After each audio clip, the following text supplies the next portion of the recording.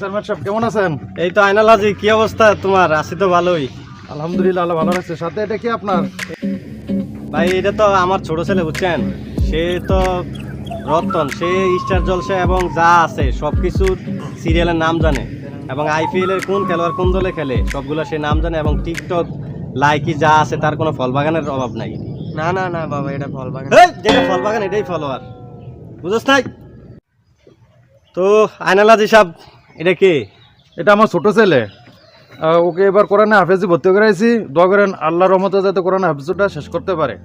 হাফেজে আর কি ও, নাইলে এই 1,000 টাকা 2,000 টাকা বেতন পাইবে, এইভাবে তো আর সংসার চলতো না। ভুল করছেন হাফেজে। সালমান সাহেব শুনেন একটা কথা বলি, সত্য পথে চললে 10টা কিনে করে দিলেও আমার জন্য অনেক ভালো। আর আমি মৃত্যুবরণ করলে আমার ছেলে আমার জন্য জানাজা পড়াবে এবং আমি যদি কালকে এমন তো সময় দোজকেও যাই, আমার ছেলে আমাকে সুপারিশ করে জান্নাতে নিতে পারবো। আল্লাহ আপনাকে সহি বুঝ দান করুক। আর আপনার ছেলেকে আপনি টিকটক ফানি ভিডিও শিখাতেছেন, এটাই আপনি শিখান।